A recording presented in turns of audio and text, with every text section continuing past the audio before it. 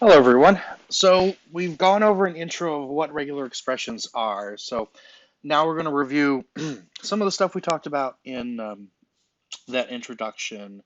But we're going to take a paragraph here and we're going to walk through some of the regular expression syntax that you will use.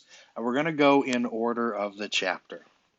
So in the chapter, and let me say one thing as well. There's going to be a separate video on taking all this knowledge and putting it into Python code. So this is going to be a bit longer, but we're going to walk through all the various syntax that you learn in the chapter in order. So first, it talked about digits. Digits can be represented by the digit set \D. So the escape character \, and D represents a digit. And we can use digits for phone numbers. So we talked about that already. So um, type in here dash D dash D dash D dash D dash D dash D dash D dash D dash D dash D. And we see here we have a phone number and we want to match the pattern 3 digits a hyphen, 3 digits a hyphen, 3 digits a hyphen. And a digit by \D represents 0 through 9. And in this paragraph, we found one phone number that matches this pattern and happens to be Batman's phone number 216-555-5555. So that is how to do digits. So an escape character \, and D represents the numbers 0 through 9, one character. So if you have a phone number that is 3 characters of digits, 1 character hyphen, 3 characters digits, 1 character hyphen, 4 characters digits, you represent it as this. And just again, regexer.com, regexr.com. Tool I use all the time for testing my regular expressions. Also, if you scroll down, it shows the tools. It highlights what you've used. So like I said, I've used a digit, and it tells you what you've done. All right, so it talks about in the next concept groups, and you can access groups in Python, but groups in regular expressions are simply anything within parentheses. So we can create 3 groups.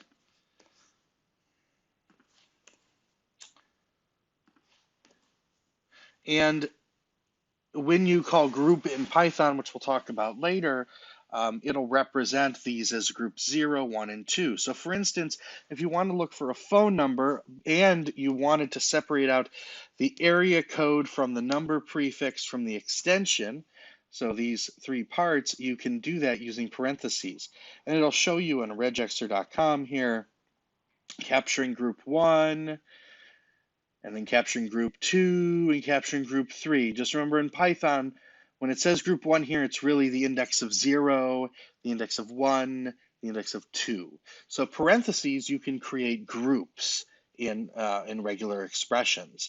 And then when you compile them and run them, they will be exposed through the group method in the regular expression search object in Python, which we'll talk about in the next video. All right, so that is phone number, or sorry, that's digits, and that's groups. So we're going to go next to, it talks about escape characters. So there's certain special characters in regular expressions. Those characters are period, which represents any character, a caret, a $sign, and let me write these out real quick. So period, and it's going to yell at me as I do this. A caret, a $sign, a asterisk, a plus sign, a question mark, open brace, close brace, open bracket, close bracket, backslash, pipe, open paren, close paren. These are the characters. If you're searching for them in actual text, you have to escape them like this with backslashes. All right? So now these mean other things. We're going to talk about them. But just so you know right now, if you actually want to search for them in text and not use their functional capacity in regular expressions, you have to escape them with a backslash. One other note, if you're going to search for a phone number, let's say digit, digit, digit, dash, digit, digit, digit, dash, digit, digit, digit, digit, and you want to use parentheses, let's say for the area code, you have to match your parentheses. So every time you open a parenthesis, you have to close it. Otherwise, you're going to get an error in Python um, that you did not that did not compile because you didn't close a parenthesis, and it's going to tell you, for instance, missing parentheses, unterminated subpattern. So there is an example of what you might encounter. All right, so next, let me just make sure we've covered everything the chapter talked about so far. Okay, we did. So pipes. Pipes, if you remember, uh, in C Sharp and C++ and Java represent OR. So let's say we know here there's three main characters in our paragraph: Batman, Batwoman, and Tina Fey, that the book uses. So we're going to talk, let's say we want to search for any of the names. We can search for the string Batman, Batwoman, and Tina Fey.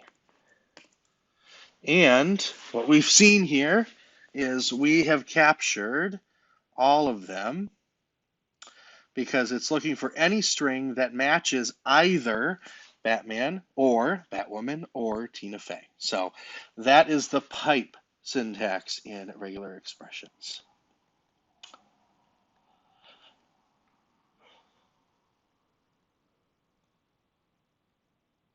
So also you could use the pipe in a subpattern.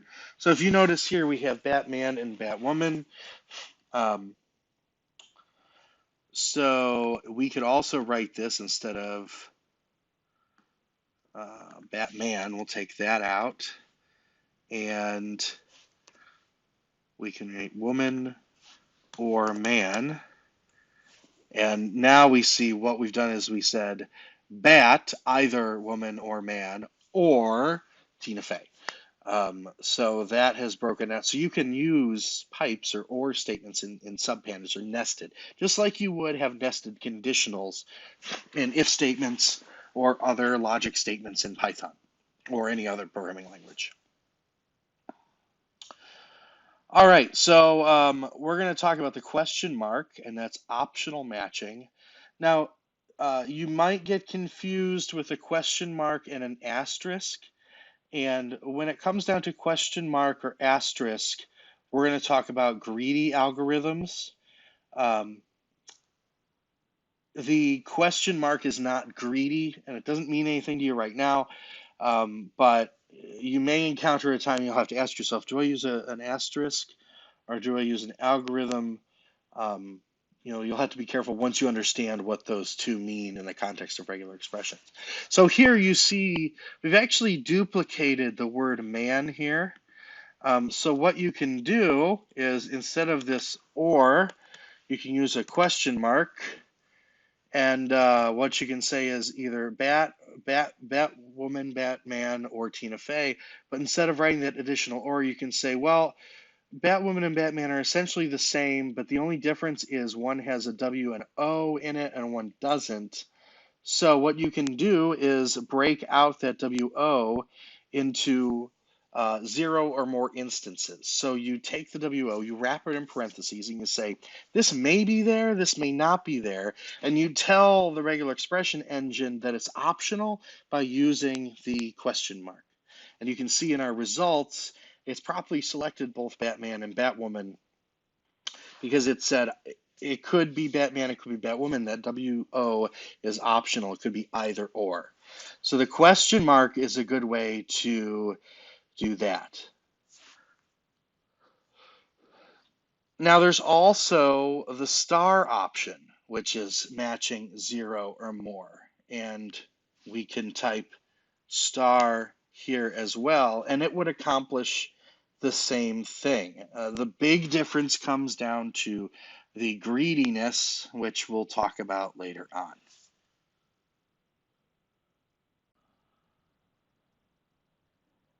So we can also use a plus sign, and plus sign, instead of a question mark or an asterisk where it's saying 0 or more, a plus sign means 1 or more.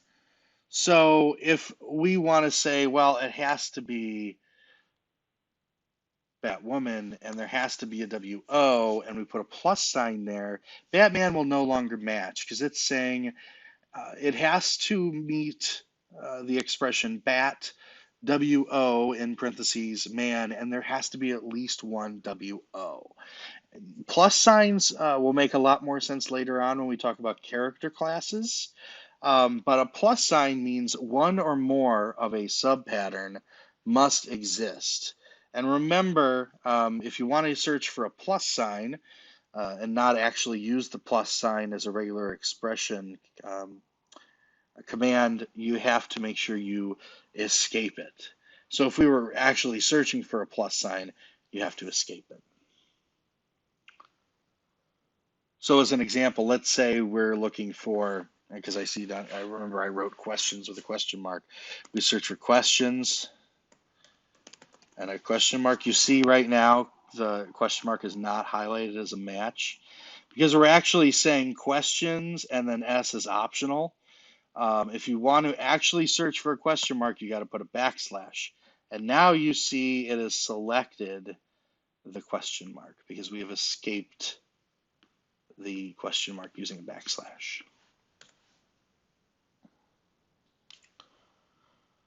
All right, now this is where we're going to talk about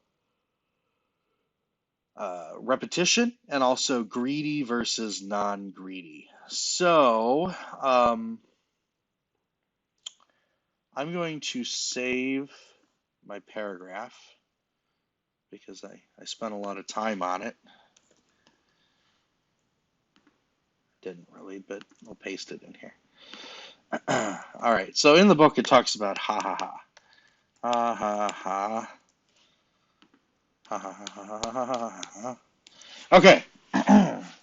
So repetition is going to be important a lot of times when you're searching files or searching large portions of text. And we can use braces to talk about repetition. So let's say we're searching for ha, ha, ha. Okay? So right now, if you can see here, ha, ha, ha is one group. And this group matches everything because we have 1, 2, 3, 4, 5, 6, 7 groups of 3 ha-has. So in Python, we can use braces to determine repetition or how many groups we want to match. So here we have ha ha ha, but let's say we only want to match the first 5 sets of 3 ha's. We can use 5 here, and it will match 15 ha's because we're saying 5 sets of 3 ha's. Let's say it could be 3 to 5 ha's. This is where we talk about the difference between greedy and non-greedy forms. So in regular expressions, they're greedy by default, especially in Python. Now, not all regular expressions are in every language are greedy by default, but it is in Python. What does that mean? It's going to try to match the longest string first. Now, let me explain the syntax from what I did. So, remember when I said 5 before? So it was 3 ha's 5 times and it matched 15. Well, we can have a range, and a range in braces is minimum, comma, maximum. So what I'm saying is here it can match either 3 or 4 or 5 instances of 3 ha's. So there can be either 9 ha's, 12 ha's, or 15 ha's. By default, it's going to look for 15, and then it's going to look for 9, or 15, and then 12, and then 9. But using the question mark we can tell Python to be non-greedy or lazy and say, first search for 9, then search for 12, then search for 15. So if we add a question mark at the end here, we have matched, you'll see multiple matches here. If you notice this line, so it matched the first 9, and now it matched another 9 because there's 7 sets of ha's, 3 ha's here. So I matched 6 of them, 3 and 3. So that's the difference. If you use a question mark, it's telling Python to be lazy and try to match the shortest grouping first instead of the default, which is the largest grouping. In your lab, you won't have to use question marks, but I wanted to highlight when we talked about the difference between asterisk and question mark. The question mark is saying, be lazy, don't be greedy, look for the smallest match first, not the largest.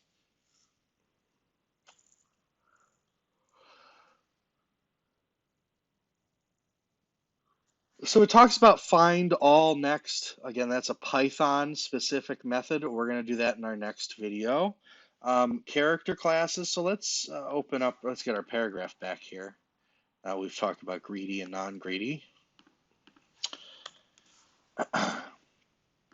All right, so there's various character classes. -D represents any numeric digit from 0 through 9. So you can see here I've typed in /D, \D, and you see all the numbers. So \uppercase D is any character that is not a number from 0 through 9. So it's everything else is now highlighted. \W is any letter, number, or underscore. So word characters, if you can notice no spaces are selected. And W is everything that is not a letter or number or,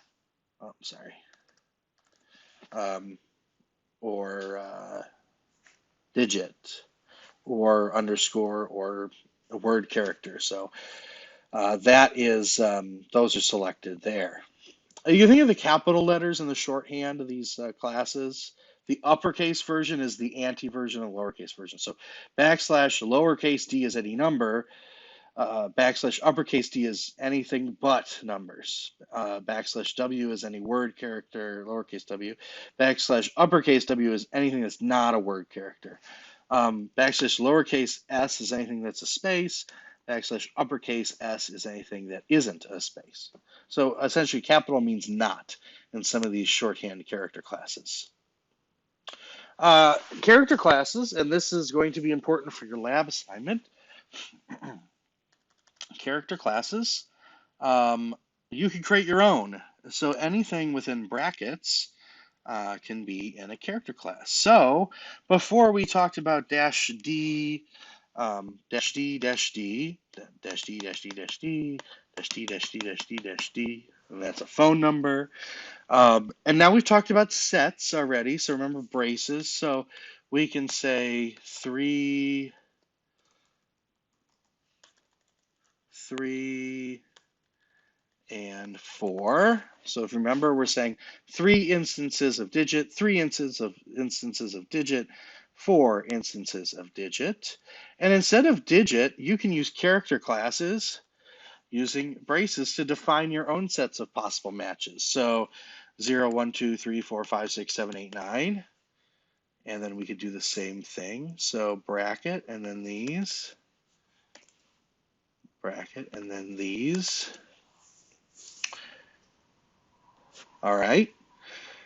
So what we've done here is we said, okay, we're going to match anything within this set of characters, 0 through 9, 3 times, a hyphen or a dash, and then another set of characters 0 through 9 repeated 3 times, and another hyphen, and then another set of 0 through 9 repeated 4 times. We could even simplify that further and say 0-9.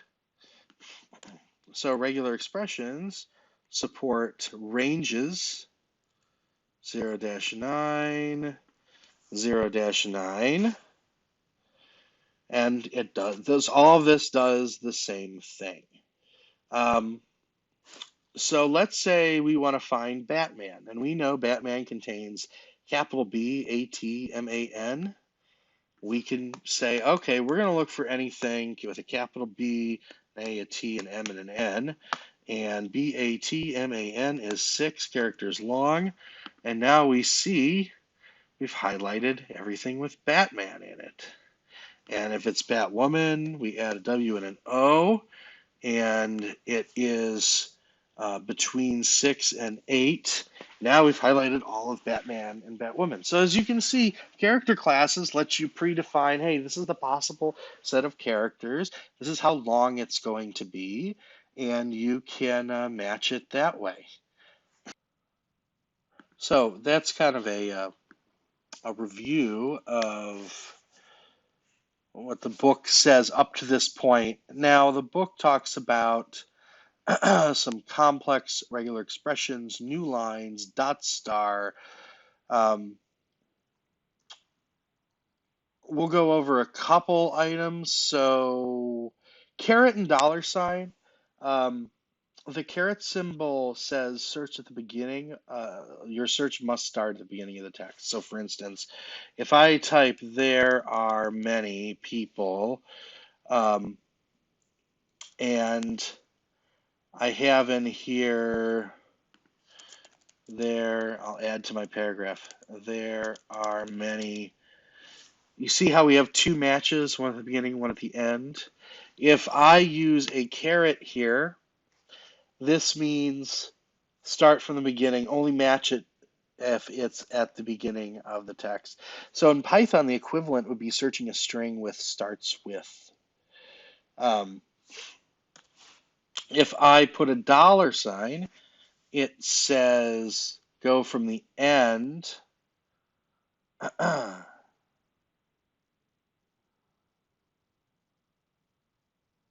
So dollar sign says go from the end of the string.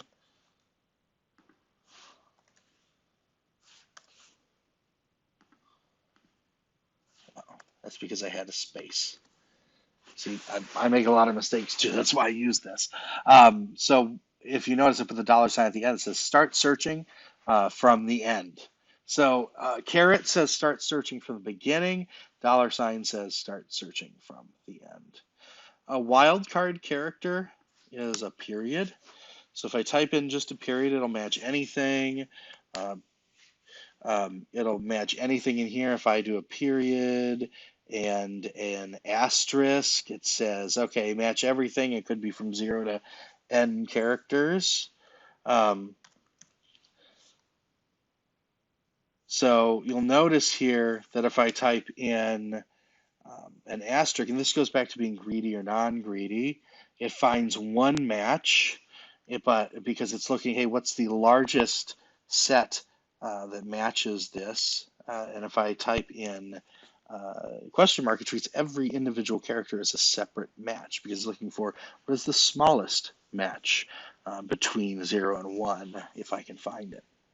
So dot is basically your wildcard. Dot star matches everything. So dot star matches everything. Um, and it will match everything except a new line. So if you're gonna do a new line, let's say I have here, they're all friends with, they have 2 matches here. This is the first match. This is the second match. We can use character classes. So either dot or, so we don't even have to do a character class. Dot or new line, \n, and now this is all one single match, a wildcard character or new line. So just an example that even though you have wildcard character, it isn't everything. It won't match everything at all. So that's basically the coverage from the book. So let's talk about for a moment. We have in here, what do we have? We have a phone number, we have a social security number, and a birth date, so a date, a month, day, year in the US format. Um, so you're going to be asked in the lab to come up with your own regular expressions. Let's use this opportunity to come up with some. So we've talked about phone number. Let's say we were searching a social security number. What would we want to do? Well, we know it's 3 digits, a dash, 2 digits, a dash, 4 digits. So we can use our character classes, or we can use \d. We know there's 3, and then there's \d, there's 2, and I encourage you to do this on your own, because when we talk about IP addresses or usernames, you're going to have to figure this out. So right now, if I do 3 digits, a dash, and a 2 digits, we have multiple matches. We're matching the first part of a phone number as well as a social security number. That's not what we want. We want to match the social security number. So now we know the last part of it has 4.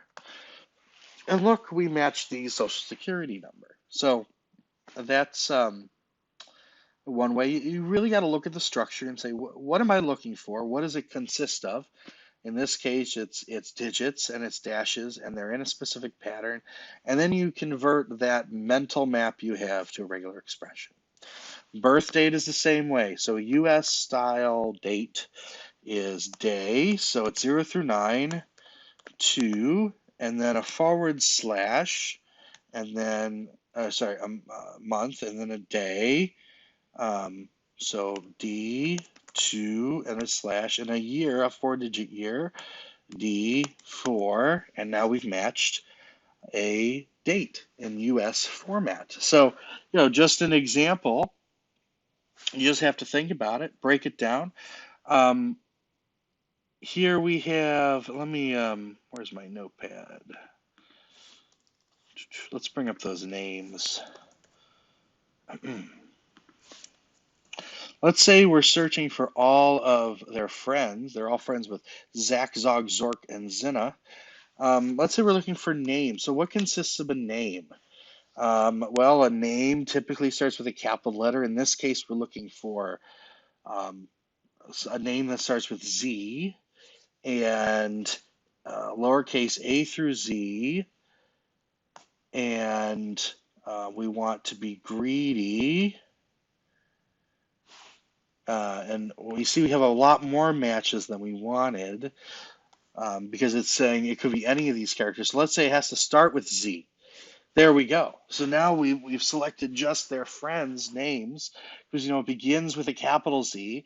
It could contain a number from 0, and heck, we know it's at least one character.